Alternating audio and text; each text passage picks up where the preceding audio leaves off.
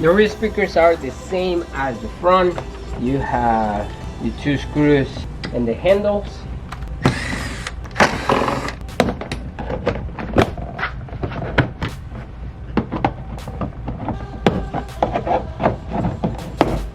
And you do the same thing, start at the corner and work your way around.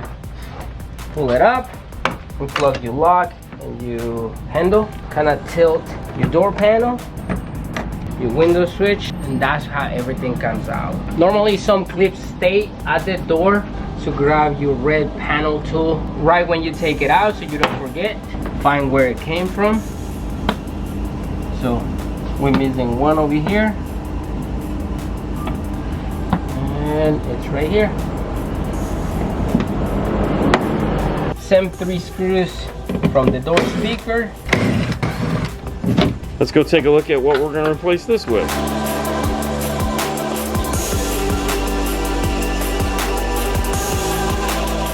For the rear door, Fernando took this guy out here. Very similar to the front, however, it doesn't have the angle to it like the front has. Just has this giant capture chamber here to move it into the front. Same basic plastic design, paper, dust cap, plastic cone. It's more or less the same speaker, same whole pattern. For this replacement, we'll be using the S265 two-way coaxial set. This is the matching pair for the fronts that we're going to be using. 240 watts peak with 80 watts, 4 ohm, 5-inch mounting depth, 2 1/4. Basically the same exact speaker. On the back we have very similar mounting instructions. Let's take a look at the speaker itself. Same warranty card, same cool piece of foam, and the same driver itself. More or less identical. Same cone, same hammer surround, same tweeter. With this one they do mount all of the passive crossovers onto the basket themselves. Here is the tweeter crossover here that comes in that piece of shrink wrap. Here's the same coil that is on the mid-bass driver. 2 standard inputs here. Underneath we have some little pigtails, the same mounting brackets, and a bag of screws. Comparing the two together, as you can see, this is just like the front, substantially bigger. It's also a lot deeper than this guy here. It can use the same bracket that the front uses. There's no reason why it can't. However,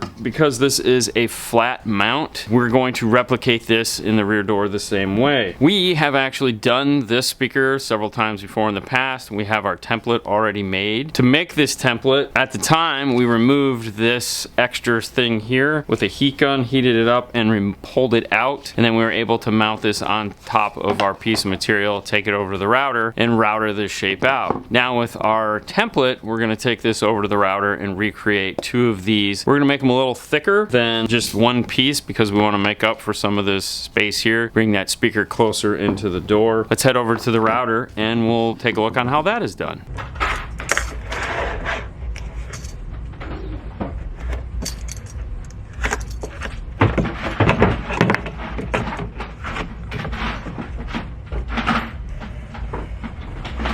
Alright, so here's what I got going on here. This is the cutout that I need for my speaker. This is the cutout I need for the car. Tape those together. I've added tape to the back of this. I'm gonna put it on my 1/2-inch substrate here. I know we'll be able to get 2 out of this, just not like cut in half, so we're gonna do 1 at a time.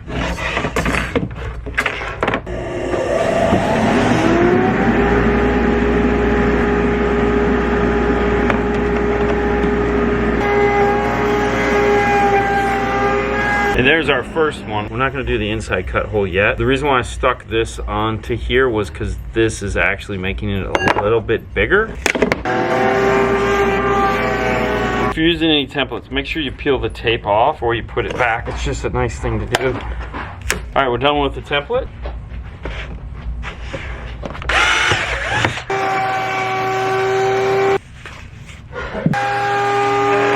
This gets us our first 2 pieces of this particular puzzle.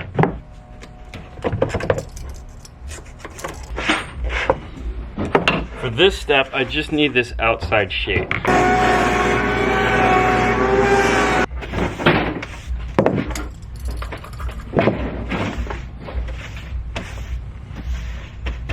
Next, I'm going to attach these onto here.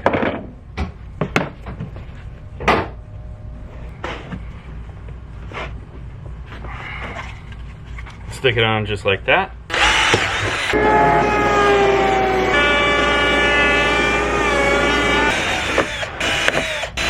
And there we have it, 1 inch thick, tapered the back side in at a 45, speaker drop in. You know what, let's just go over to the bench and I'll show you what it looks like with the speaker in place. As we said, the rear speaker, it's got this big thing on it, and we've made our piece to help space our speaker out into the grill area. This will mount in just like this. And we'll use some longer screws so that it gets through both of these materials. The red tape that we use to hold it together, it's gonna stay. However, obviously we wanna put some screws all the way through it, and then we'll drill a hole through the side here to have our wiring come out from the back side. We have plenty of room for the passive crossovers to fit through. Hopefully they'll fit into the door panel, but we'll find out soon enough. I'm gonna hand these over to Fernando and he can fit them into the door. There we go. Rear speakers are bolted into place. The foam on front and back has been added. And now Fernando, just like the front doors, can get the rear doors on in reverse order, and we can keep moving forward. At this point, all the speakers are in the car. Are you excited, Fernando? I'm very excited, man. I know, right? That's like a big thing to check off the list. One day, for sure. One day. All right, well, they're in, so life is good there. We'll just keep going forward, moving through the install.